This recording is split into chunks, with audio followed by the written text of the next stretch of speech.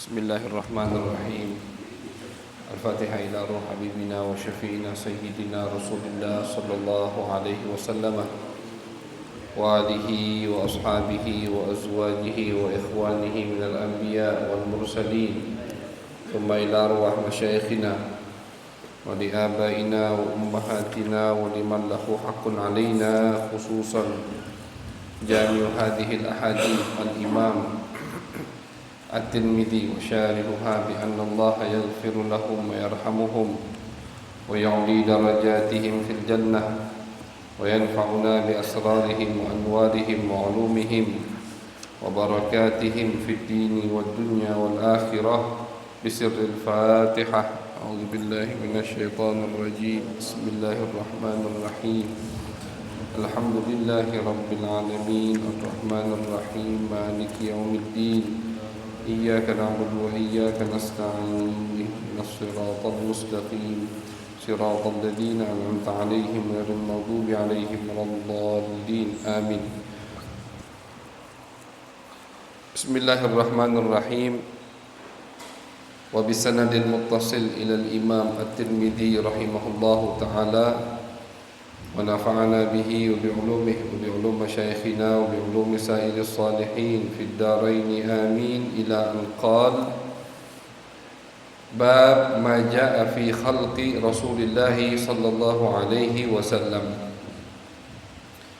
وبه إليه قال: حدثنا أبو موسى محمد بن المثنى قال حدثنا محمد بن جعفر قال حدثنا شعبة عن سماك ابن حرب أنه قال: سمعت جابر ابن سمرة رضي الله تعالى عنهما يقول: كان رسول الله صلى الله عليه وسلم ضليع الفم أشكل العين منهوس العقب. قال شعبة: قلت لسماك: ما ضليع الفم؟ قال: عظيم الفم. قلت: ما أشكل العين؟ قال: طويل شك العين. قلت: ما منهوس العقب؟ قال: قليل اللحم. وعنه قال: رأيت رسول الله صلى الله عليه وسلم في ليلة إضحيان وعليه حلة حمراء، فجعلت أنظر إليه وإلى القمر فلهو عندي أحسن من القمر. عن البراء بن عازب سأل رجل البراء بن عازب: أكان وجه رسول الله صلى الله عليه وسلم مثل السيف؟ قال: لا، بل كان مثل القمر.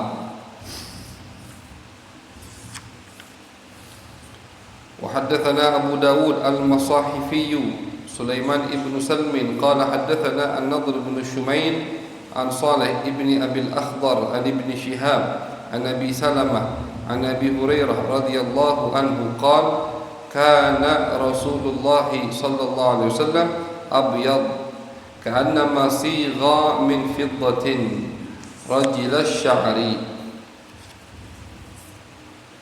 وحدثنا قتيبة بن سعيد قال أخبرنا الليث بن سعد عن أبي الزبير عن جابر بن عبد الله أن رسول الله صلى الله عليه وسلم قال: عرض علي الأنبياء فإذا موسى عليه السلام ضرب من الرجال كأنه من رجال شنوءة، ورأيت عيسى بن مريم وإذا أقرب من رأيت به شبها عروة بن مسعود، ورأيت إبراهيم عليه السلام فإذا أقرب من رأيت به شبها صاحبكم يعني نفسه، ورأيت جبريل فإذا أقرب من رأيت به شبها دحية.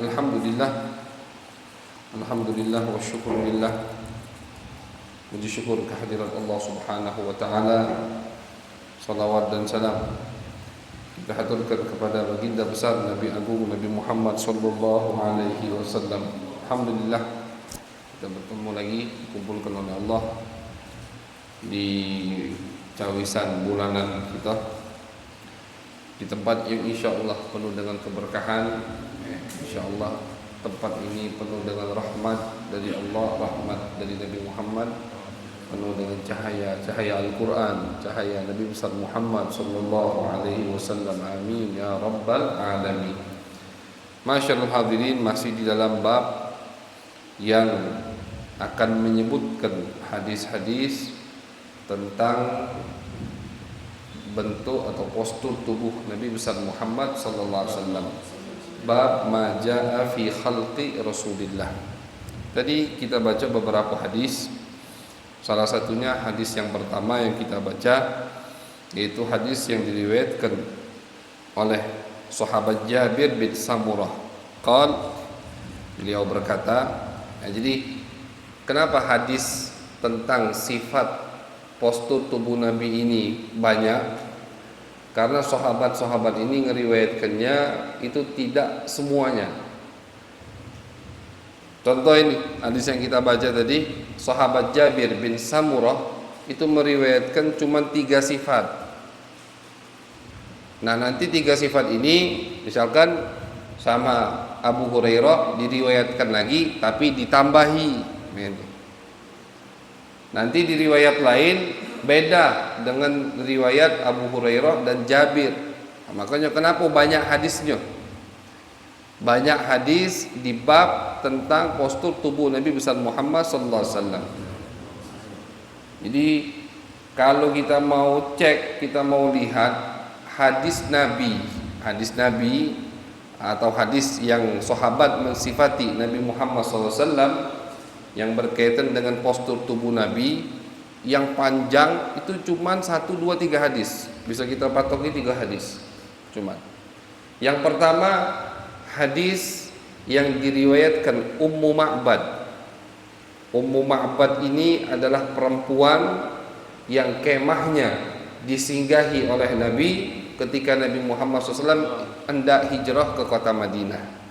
Nabi mampir di situ kemah, di situ Nabi bertanya, bisa tak kalian menjamu kami minum, kami pengen istirahat. Ya, karena dulu padang pasir.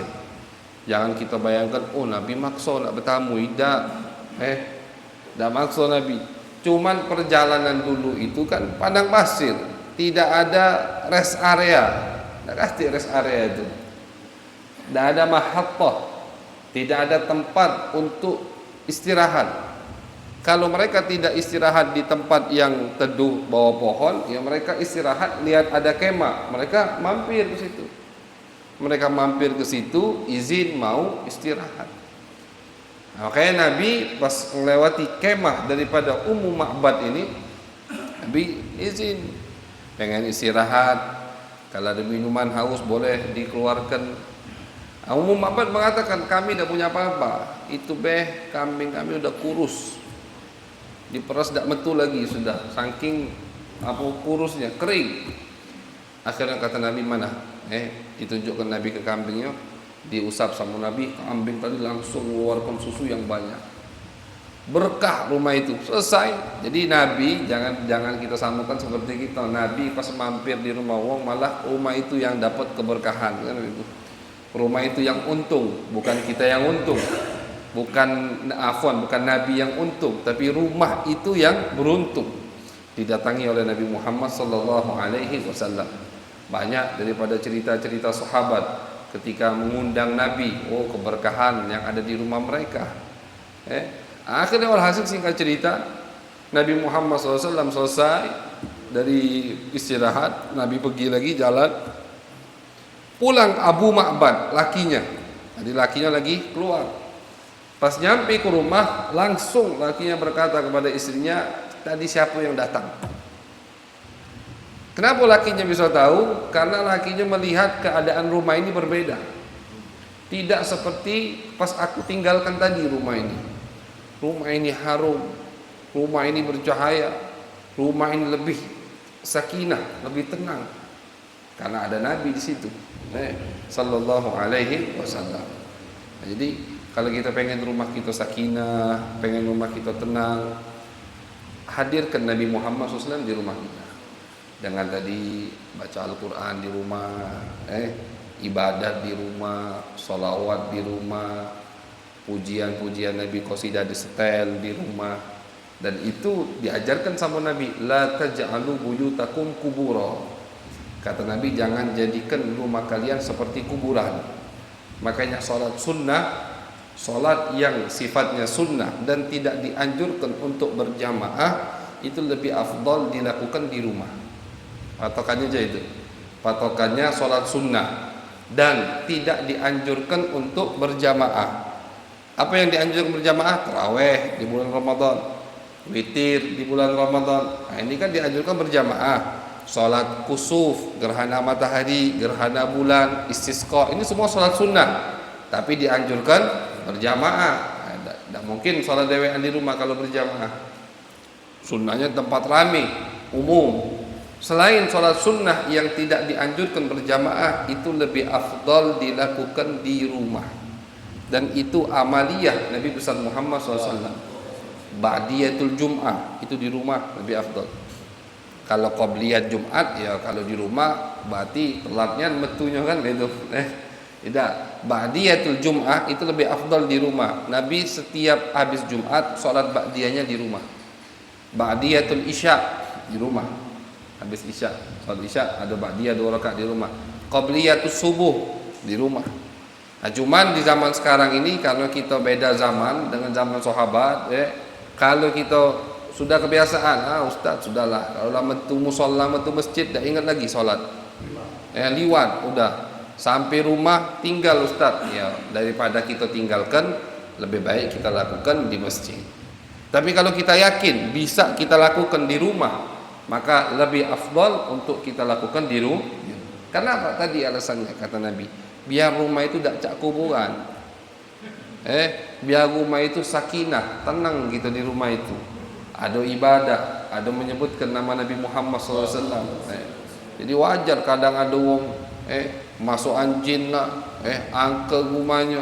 Ngapa? Tak pernah dibaca ke Al-Quran, tak pernah dibacakan salawat kepada Nabi Muhammad SAW. Tak pernah. Wajar jadi. Jadi pengen rumah kita beda dari sebelumnya, hadirkan Nabi besar Muhammad sallallahu alaihi wasallam. Ini Ummu Ma'bad datangan Nabi. Nabi pulang, Abu Ma'bad baru datang balik ke rumah. Abu Ma'bad langsung bertanya. Ummu Ma'bad belum sempat cerita, langsung lakinya bertanya, siapa tadi yang datang? Ngapa rumah ini beda? Rumah ini susu banyak langsung. Rumah ini terang, wangi. Diriwayatkan wanginya Nabi itu kalau Nabi jalan di satu jalan, itu orang tahu Nabi habis lewat dari tempat ini. Kalau Nabi jalan di satu jalan, orang tahu Nabi habis lewat dari tempat ini. Sahabat-sahabat yang punya anak masih kecil-kecil, itu mereka tahu kalau anaknya tadi ketemu Nabi dari bau di rambutnya. Nabi itu kalau ketemu anak kecil diusap rambutnya sama Nabi. Nah mereka kalau pas pulang ke rumah, bapaknya tahu tadi kau ketemu Nabi, wangi rambutnya. Habis diusap Nabi Muhammad sallallahu alaihi wasallam. Jadi beliau itu wangi. Beliau zatnya itu wangi. Zatnya Nabi itu wangi. Keringat beliau itu wangi. Ummu Sulaim mengatakan Nabi pernah istirahat di rumahku, kemudian Nabi tidur. Waktu itu lagi panas, Nabi keringetan. Aku ambil botol, kata dia, botol minyak wangi lah. Buka, keringat itu diwadahi sama Ummu Sulaim. Ummu Sulaim ini bibian Nabi, jadi mahram sama Nabi Muhammad SAW. Dia pun diwadahi botol minyak wangi. Kata Ummu Sulaim, ini minyak wangi kami yang paling wangi. Minyak wangi yang lain kalah. Dari apa? Dari keringat Nabi Muhammad sallallahu alaihi wasallam. Jadi jangan heran kalau kita baca di kitab sejarah ada sahabat yang minum darah Nabi, ada sahabat bahkan yang minum baulun Nabi, air kencing Nabi Muhammad sallallahu alaihi wasallam. Jangan heran. Jangan yang ingkar, soalnya ada yang ingkar. Yang ingkar dia bayangkan itu air kencing dia, ya wajar ingkar. Yang dia bayangkan air kencing dia, wajar. Siapa yang galak itu kan? Jangan bayangkan ini dari Nabi Muhammad SAW. Ummu Aiman, perempuan Ummu Aiman yang mengasuh Nabi. Ummu Aiman ini apalagi bersihkan rumah Nabi. Wong dulu kan tak katik kamar mandi jero rumah. Jadi kalau malam hari pengen buang air kecil, mereka punya wadah khusus. Itu sekarang dipakai untuk orang sakit misalkan, pispot itu. Ummu Aiman bersihkan di bawah kasur Nabi, di bawah ranjang Nabi ada pispot itu. Diambil sama Ummu Aiman, diminum. Sama Ummu Aiman diminum. Kata Nabi, mana ini Ummu Aiman? Aku minum ya Rasulullah.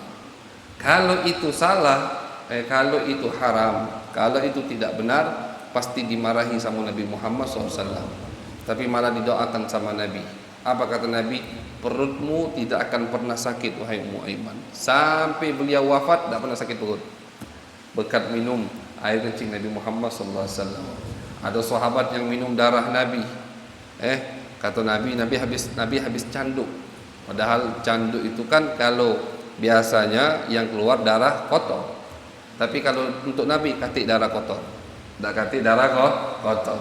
Pokoknya untuk Nabi itu katik yang kotor, semua bersih. Nabi canduk hijamah. Akhirnya Nabi katakan kepada sahabat tadi, Abdullah bin Zubair. Nah, Abdullah bin Zubair masih kecil. Abdullah bin Zubair umurnya mungkin 5 tahun atau 6 tahun. Dipanggil sama Nabi. Kata Nabi, wahai Abdullah, buang ini darah di tempat yang tidak dilihat oleh orang. Akhirnya sama Abdullah dibawa darah ini. Pikirnya mana tempat yang tidak kati nyingok perut aku, diminumnya sama dia. Datang lagi ke Nabi. Sudah wahai Abdullah, sudah ya Rasulullah. Kata Nabi, la'allaka syaribtah, jangan-jangan kau minum. Kata Nabi, na'am ya Rasulullah, aku minum. Apa kata Nabi? Wailul linnasi minka wa wailul laka minan nas. Karena kau sudah minum darah aku, maka orang harus hati-hati denganmu. Kau bukan orang sembarangan. Kenapa? Karena darahnya udah dicampuri dengan darah Nabi Muhammad sallallahu alaihi wasallam. Jadi beda yang berkaitan dengan Nabi Muhammad sallallahu alaihi wasallam. Jadi laki Ummu Ma'bad ketika pulang masuk ke rumah, ini beda rumah. Wangi terang. Man ad-dhaif? Siapa tadi yang bertamu? Siapa? Disebutkanlah di situ hadis yang panjang. Walaupun hadis tersebut tidak diriwayatkan oleh Imam Tirmizi. Jadi sifat Nabi yang diriwayatkan oleh Ummu Ma'bad tidak disebutkan oleh Imam At-Tirmizi. Wallahu alam apa alasan beliau, tapi tidak disebutkan oleh beliau, tapi diriwayatkan oleh ulama-ulama lain di dalam kitab-kitab mereka. Di situ Ummu Ma'bad panjang mensifati Nabi Muhammad SAW. Itu hadis pertama. Hadis kedua, hadis riwayat Sayyidina Ali bin Abi Thalib, sudah kita baca. Itu hadis yang terpanjang. Al-Imam Husain bertanya kepada ayahnya Ali bin Abi Thalib tentang sifat Nabi Muhammad. Habis itu tentang bagaimana majlis Nabi Muhammad, tentang bagaimana Nabi Muhammad di luar rumah. Itu hadis yang kedua. Hadis yang ketiga yang diriwayatkan oleh Imam Hasan bin Ali bin Abi Thalib dari paman beliau Hindun putra daripada Siti Khadijah radhiyallahu taala anha. Itu 3 hadis yang panjang. Jadi cuma 3 hadis yang panjang dalam mensifati postur tubuh Nabi Muhammad SAW. Selain itu hadisnya pendek-pendek, tidak banyak mereka meriwayatkan atau terpotong-potong hadisnya. Di tempat ini mereka meriwayatkan, di tempat lain mereka akan meriwayatkannya lagi. Ini cuma tiga sifat cuman yang diriwayatkan oleh sahabat Jabir bin Samurah qala, beliau berkata, kana Rasulullah SAW dhali'al fam. Nabi Muhammad itu mulutnya besar. Ini pernah kita sebutkan dan sengaja kita baca terus biar ingat terus, biar makin ingat kita dengan sifat Nabi Muhammad SAW. Nabi Muhammad mulutnya besar, dhali, besar, hebat.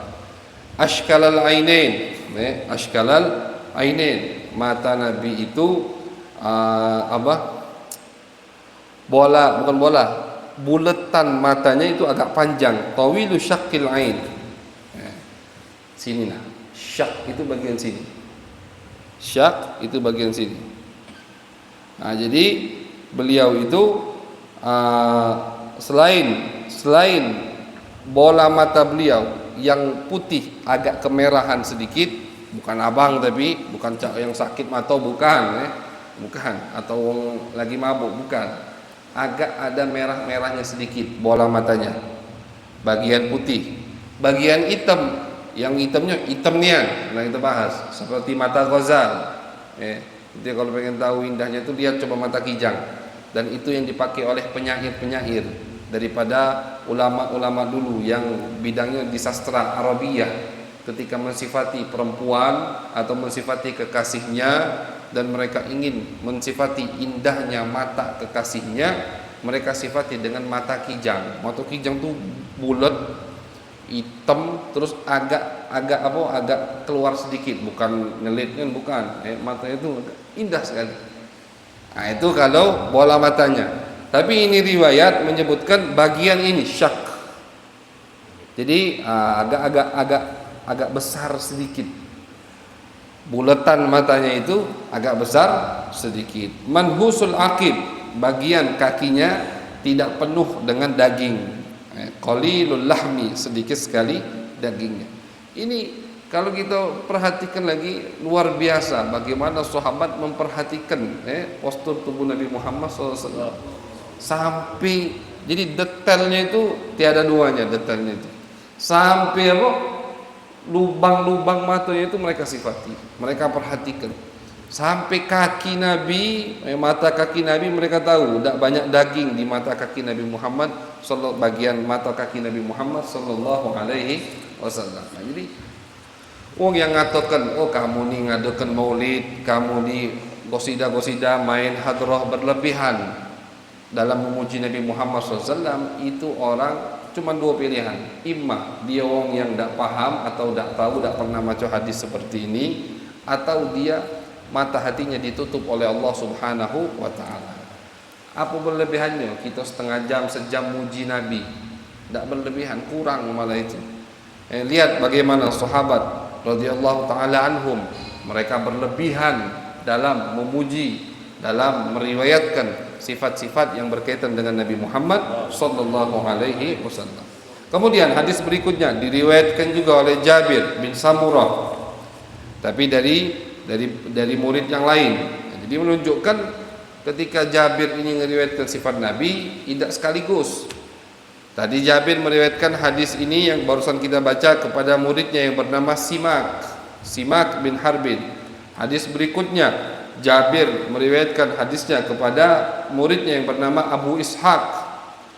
Abu Ishaq berkata, aku pernah mendengar Jabir berkata, ra'aitu Rasulullah SAW fi lailati idhiyan.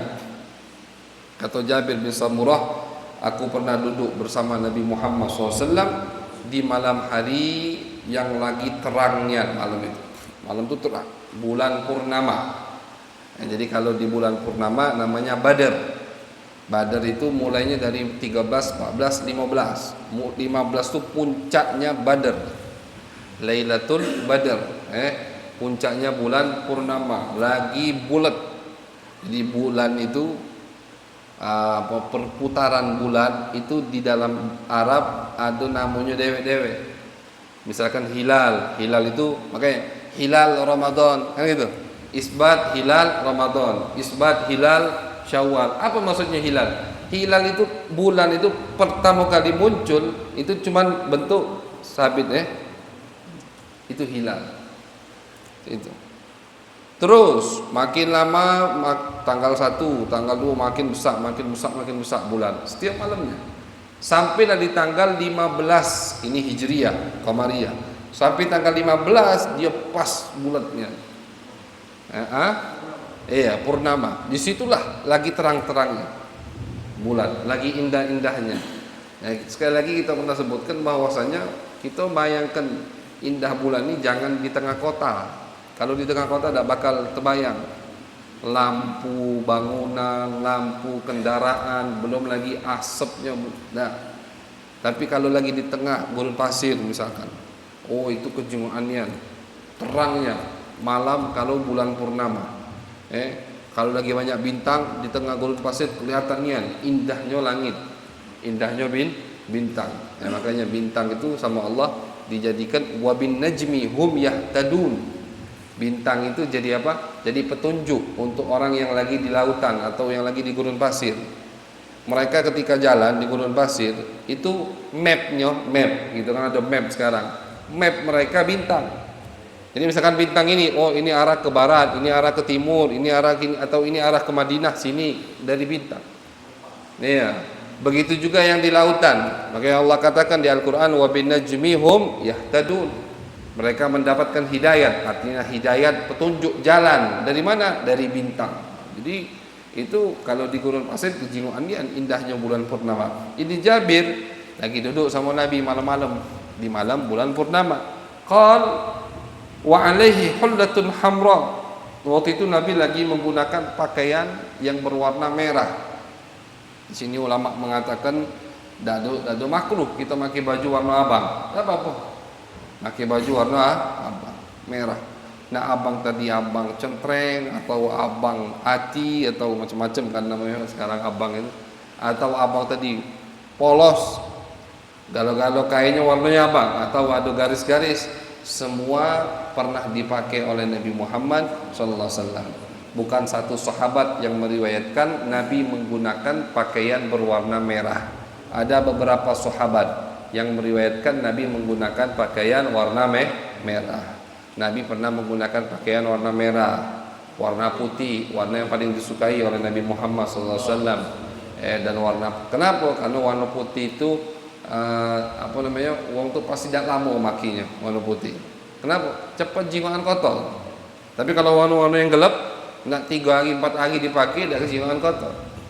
Sedangkan Nabi nadhif, Nabi itu suka dengan kebersihan. Makanya Nabi pakai selalu keseringan.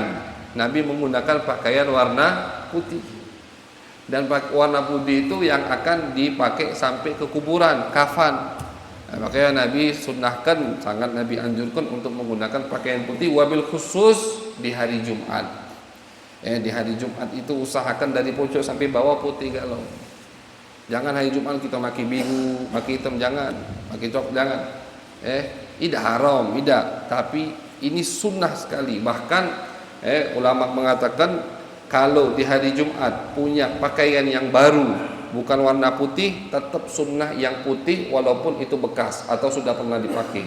Yang penting bersih. Berbeda dengan lebaran. Kalau lebaran Idul Fitri, Idul Adha, yang penting baru. Oh, yang baru ini warnanya tidak putih. Ada warna putih gamis tapi udah pernah dipakai, dah sunnah pakai yang udah pernah dipakai. Kalau hari lebaran disunnahkan pakai yang baru, yang baru niat. Makanya kita kalau lebaran beli baju itu niatkan ngamalkan sunnah Nabi Muhammad SAW. Jadi buang-buang duit itu tidak ada sia-sia. Apalagi memiliki bini yang mana, entah wala dari awal Ramadan kan. Niatkan sunnah Nabi Muhammad sallallahu alaihi wasallam. Karena memang hari lebaran sunnah pakai pakaian yang baru walaupun bukan warnanya putih. Berbeda dengan salat Jumat. Kadang sekarang khatibnya tidak pakai warna putih. Jadi khatibnya tidak mengamalkan sunnah Nabi Muhammad SAW. Ini bukti bahwasanya kita di zaman akhir ini jauh dari sunnah Nabi Muhammad. Khatib imam yang harusnya paling sempurna melakukan sunnah Nabi, ngapo? Ya dia kan yang bakal ceramah, dia yang bakal ngajak kita bertakwa, termasuk takwa ngamalkan sunnah Nabi. Dia beda ngamalkan sunnah Nabi. Ini bukan kita mengkritiki, tapi PR buat kita. PR buat kita untuk apa? Untuk kita mengamalkan sunnah Nabi. Jadi kalau di hari Jumat usahakan dari palak sampai bawah pakai yang warna putih. Ada sendal putih, udah pakai warna putih juga. Itu. Kalau bisa putih kalau di solat, tapi itu untuk solat cuman, bukan untuk hari. Beda dengan lebaran. Kalau lebaran itu sunnahnya untuk harinya. Artinya ini kesiangan bangun, tak solat Id misalkan. Sudah baju barunya tak dipakai, tidak, tetap sunnah. Karena hari lebaran sunnah pakaian baru untuk harinya, bukan untuk solat. Beda dengan sholat Jumat. Kalau sholat Jumat baju putih memang sunnah untuk sholat. Artinya habis Jumat kita pakai warna hitam tidak apa-apa, selesai sunnahnya. Karena sunnahnya untuk sholat Jumat. Nah, jadi putih Nabi juga pakai. Tadi merah Nabi pakai. Hijau, akhdar, beliau memakai pakaian warna hijau. Hitam, Nabi punya pakaian warna hitam. Nabi punya imamah warna hitam. Walaupun sekarang kalau ada ustaz Habib pakai imamah warna hitam, langsung ini langsung acak lagi dipakai warna hitam. Padahal itu sunnah Nabi Muhammad SAW. Pakai gamis hitam kadang banyak salah sangka. Lah beda pendapat. Sangat disayangkan ada beberapa sunnah Nabi yang jadi syiar kelompok sesat. Sangat disayangkan. Bendera hitam, tulisan la ilaha illallah Muhammad Rasulullah. Kalau sekarang langsung tangkap uang gitu. ISIS lah, kan dipakai ISIS. Kelompok-kelompok sesat itu make itu. Padahal itu bendera Nabi. Nabi punya bendera warna hitam. Wa 'alaiha, di bendera itu tulisan la ilaha illallah Muhammad Rasulullah. Rambut panjang misalkan. Sekarang banyak wong yang tidak benar, kebanyakan, bukan kalau kebanyakan wong tidak benar rambut panjang. Padahal rambut panjang sunnah Nabi Muhammad sallallahu alaihi wasallam, Nabi rambutnya panjang. Jadi ada beberapa sunnah yang memang tidak bisa diterapkan untuk sebagian kelompok. Kenapa? Karena jadi syiar al-fusaq, syiar kelompok-kelompok sesat. Imamah hitam misalkan tadi, bendera hitam, la ilaha illallah Muhammad Rasulullah. Bagaimana hukumnya? Ya beda-beda hukumnya. Kalau misalkan ente make itu, tapi tidak mungkin wong ngira ente sesat, tidak mungkin wong ngira ente, sudah boleh ente pakai. Tapi umpama ente panutan, ente jadi sorotan. Kalau ente pakai itu, wong langsung ragu. Kalau ente pakai itu bakal jadi tuhmah. Tuhmah itu tuduhan, bakal jadi omongan. Di situ jauhi. Jadi beda-beda hukumnya. Jadi ini hukum untuk sunnah-sunnah Nabi yang jadi syiar kelompok sesat. Apa hukumnya? Beda. Setiap orang punya hukum masing-masing. Untuk misalkan ustadz yang punya majelis, punya pondok pesantren, atau dia ini punya nama jadi sorotan, bisa jadi bahan omongan wong, kan itu public figure istilahnya. Untuk mereka tidak dianjurkan mengamalkan sunnah tersebut. Kenapa? Takut nanti jadi bahan omongan, bikin fitnah, bikin wong ngomongi dia di belakang, itu tidak bagus. Tapi untuk wong yang dia nak make warna apa beda, diagui wong misalkan nak make hitam, nak make pink, wong katanya itu dia bebas mengamalkan sunnah tersebut, tetap sunnah. Kenapa? Karena dia tidak bakal jadi omongan orang. Nah, itu hukum sunnah yang jadi syiar kelompok sesat. Jadi hitam Nabi maki. Bahkan beliau imamahkan kepada siapa? Kepada Al-Imam Ali bin Abi Thalib, imamah warna hitam. Ada serban burdah. Burdah itu artinya serban yang menutupi bagian atas. Beliau kasih ke Ka'ab. Jadi ada penyair namanya Ka'ab bin Malik. Ka'ab ini dulunya musuh Nabi. Syairnya itu dia karang untuk menghujat Nabi Muhammad SAW.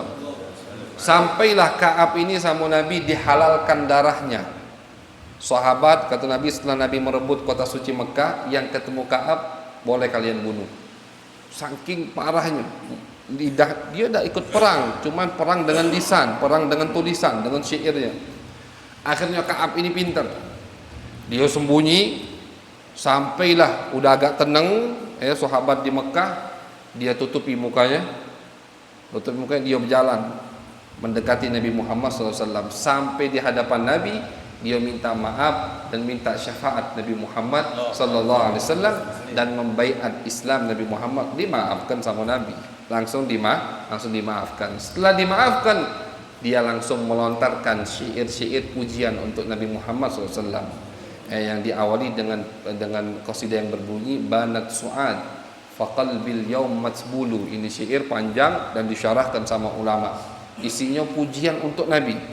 Wa inna Rasulullah saifun yustada'u bihi. Panjang pokoknya syairnya, kita tidak hafal galau-galanya. Akhirnya sama Nabi dilemparkan burdahnya. Burdah Nabi itu, syal Nabi injok ke Ka'ab ini.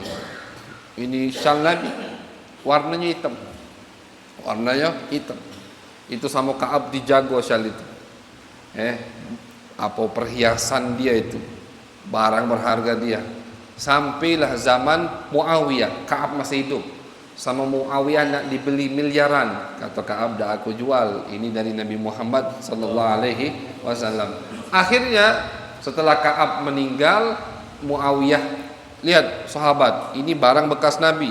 Muawiyah datangi lagi keluarganya. Aku beli kata Muawiyah dengan harga yang sangat luar biasa. Keluarganya butuh duit, mungkin dijual akhirnya. Dijual ke Muawiyah, atau mungkin takut juga sama Muawiyah kan waktu itu khalifah, akhirnya dijual. Nah, dijaga sama Muawiyah ini burdah, ini syal. Sampailah daulah Umayyah jatuh, runtuh, naik daulah Abbasiyah, disimpan sama Abbasiyah dan dipakai sama khalifah setiap ada acara-acara penting. Jadi daulah atau khalifah Abbasiyah di zaman-zaman pertama dulu itu mereka kalau di acara-acara penting keluar menggunakan imamah atau serban tadi yang warna hitam bekas Nabi Muhammad sallallahu alaihi wasallam. Jadi Nabi pakai warna merah, Nabi pakai warna hitam, Nabi pakai warna putih, Nabi pakai warna hijau, warna kuning diriwayatkan Nabi juga pernah memakainya. Dan malaikat ketika hadir di peperangan Badar mereka menggunakan imamah warna kuning. Ini mungkin cuma 5 warna yang kita ketahui dari riwayat sahabat daripada pakaian yang digunakan oleh Nabi besar Muhammad sallallahu alaihi wasallam. Wa alaihi hullatun hamra. Waktu itu kata dia, waktu malam itu Nabi pakai baju warna merah. Faja'altu anduru ilaihi wa ilal qamar. Kata Jabir, aku pasati Nabi, aku pasati bulan. Jadi langsung dibayangkan sama dibandingkan sama Jabir dengan bulan. Falahu indi ahsan minal qamar. Kata Jabir bin Samurah, demi Allah, ketika aku pasati ternyata muka Nabi lebih indah daripada bulan purnama. Bulan purnama yang indahnya itu tabii. Indahnya itu tanpa diedit. Kata rekayasa, kata dandanan. Kalau sekarang mungkin belaga, mungkin cantik, banyak dandanan kan. Ada operasi dagu, ada operasi hidung, ada macam-macam sekarang. Kita tengok alis lentiknya, enggak tahunya alisnya ada catok alis, macam-macam. Nabi lentik alisnya memang asli lentik. Nabi lentik bulu matanya, bulu matanya lentik, alis beliau azajjal hawajib, alisnya itu seperti busur, itulah melengkung. Memang indah, bukan dikerok, indah. Memang indah, tabii, memang indahnya Nabi tabii. Makanya sahabat selalu menggambarkan keindahan Nabi dengan sesuatu yang tabii, yang tanpa ada campur tangan manusia. Apa? Cuman bulan yang ada. Makanya mereka bandingkan dengan bulan. Tapi jangan kita bayangkan seperti bulan. Nah, Nabi lebih indah dari bulan. Kata Al-Imam Al-Busiri di dalam qasidah Hamziyahnya, innama mathalu sifataka linnas, ya mereka ya Rasulullah dari sahabat, tabi'in, penyair, sastrawan itu mengumpamakan gambaranmu kepada umat manusia seperti apa? Seperti mengumpamakan bulan yang terpantul di air. Jadi bulan, kita nyengok bulan jangan nyengok langsung, nyengok bulan pas di pantulan air. Begitulah sahabat ketika mensifati Nabi Muhammad SAW. Hadis yang panjang lebar kita ceritakan tadi, itu mereka hanya sebatas melihat Nabi dari pantulan. Artinya belum ke hakikat Nabi Muhammad SAW, belum ke zat langsung Nabi Muhammad SAW. Laisa yadri qadral habib siwallah famada yaquluhul fusaha'u. Kata Imam Busiri di qasidah Hamziyahnya, tak kata yang tahu hakikat Nabi Muhammad kecuali Allah Subhanahu wa taala. Jadi yang mensifati Nabi seperti mensifati bulan di pantulan air dari banyu di nino.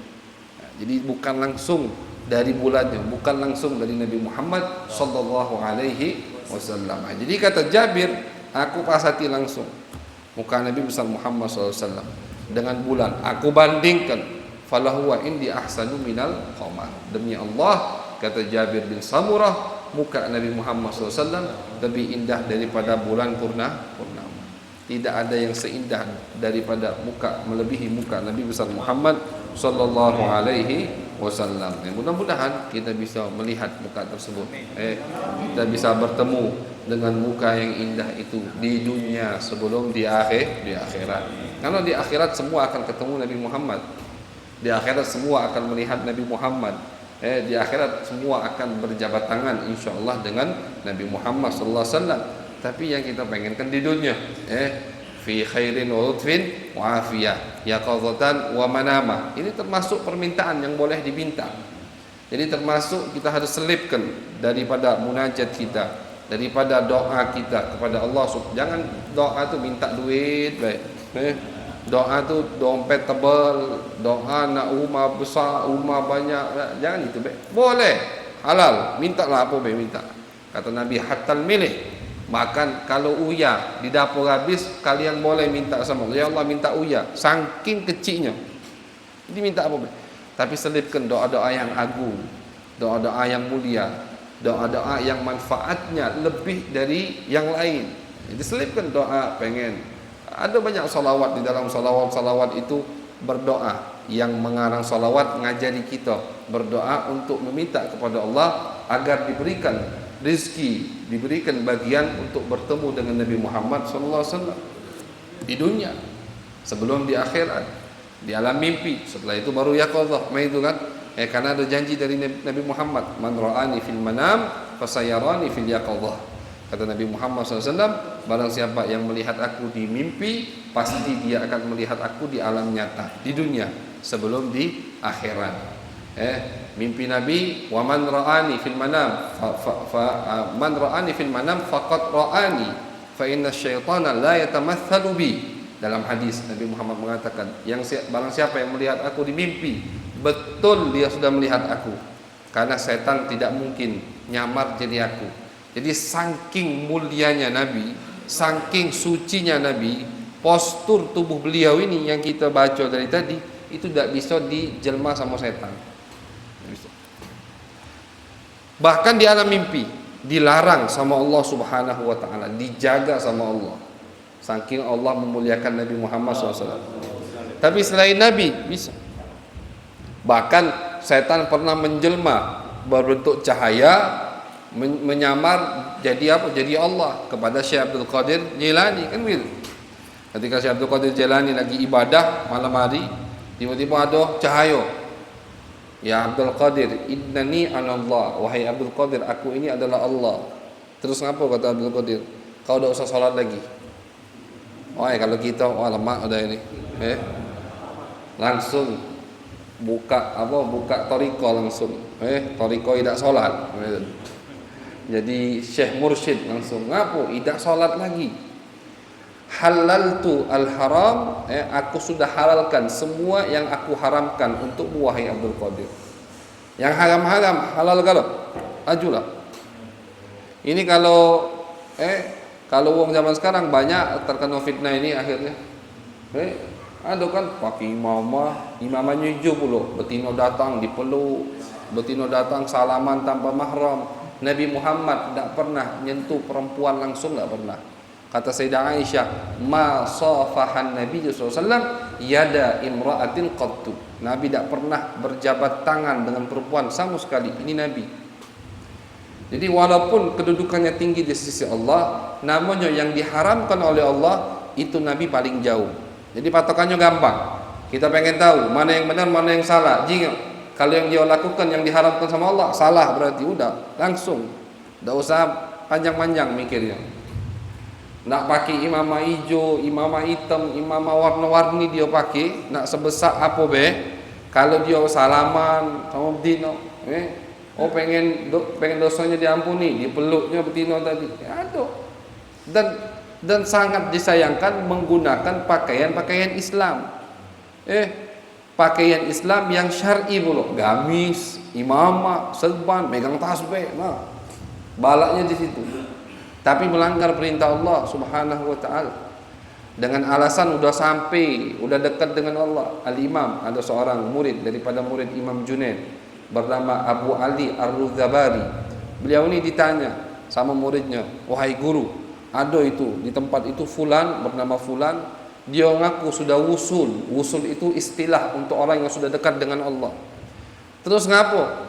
Akhirnya dia buka orkesan di rumahnya.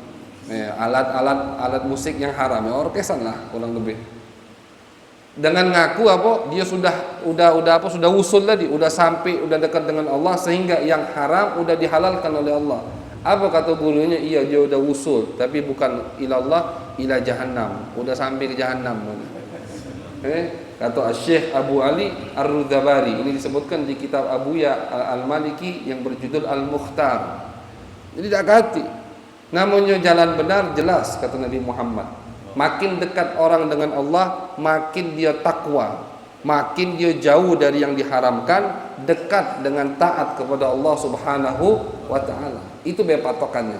Enggak usah macam-macam kita nyari wong-wong yang aneh itu banyak memang di zaman akhir ini. Jadi Nabi tidak pernah bersentuhan dengan perempuan, tidak pernah bersentuhan dengan perempuan. Jadi kita meminta kepada Allah untuk bertemu dengan Nabi, yang mana tadi dikatakan sama Nabi Muhammad, setan tidak bisa menyerupai Allah Subhanahu wa ta'ala, menyerupai Nabi besar Muhammad sallallahu alaihi wasallam. Syekh Abdul Qadir paham tadi pas setan ngomong, kata Syekh Abdul Qadir lagi pakai sendal, diimbek, dibabit pakai sendal. Kalau orang sekarang, senang langsung. Dah, Syekh Abdul Qadir paham. Kenapa? Karena dia tahu ilmu. Makanya kenapa kita dituntut untuk menuntut ilmu, untuk hadir majlis ta'lim, untuk belajar. Kenapa? Biar kita ibadah dibarengi dengan ilmu. Kata Syekh Abdul Qadir, diembek sendal, kurang ajar, dibabit cahaya tadi yang ngaku Allah. Apa kata Syekh Abdul Qadir? Nabi baik itu tidak pernah Allah perlakukan seperti itu, apalagi aku. Kan gampang patokannya. Kalau Nabi sampai akhir hayatnya masih sholat, orang seperti Nabi, masa aku udah tidak perlu lagi sholat? Tidak bisa dibandingkan dengan Nabi Muhammad. Langsung cahaya tadi berubah, fatahawwala ilan nar, berubah menjadi api. Sambil ketawa dia katakan, wahai Abdul Qadir, sudah lebih dari 70 orang ahli ibadah aku sesatkan dengan tipuan ini. Ahli ibadah, bukan yang mabuk, bukan wong penzina, bukan wong pecandu, bukan, ahli ibadah. Aku sesatkan dengan tipuan ini lebih dari 70 orang ahli ibadah, tapi ibadah tanpa dengan ilmu. Tadi zikir-zikir tidak ada majlis taklim, zikir-zikir tidak dekat dengan guru, sehingga jalan dewek lebih cepat sesat, gampang disesati oleh setan. Naudzubillah min dzalik. Makanya mudah-mudahan dengan kita hadir di majlis taklim, kita mendengarkan hadis-hadis Nabi besar Muhammad sallallahu alaihi wasallam, insyaallah menambahkan ketakwaan kita, menambahkan iman kita, menambahkan wawasan kita, sehingga kita menjadi insyaallah hamba yang sempurna dalam menjalankan perintah Allah, perintah Nabi besar Muhammad sallallahu alaihi wasallam, fi khairin lutfin wa afiyah, amin ya rabbal alamin. Sallallahu alaihi wasallam Muhammadin wa ala alihi wa sahbihi wa baraka wa sallama, walhamdulillahi rabbil alamin. Bismillahirrahmanirrahim.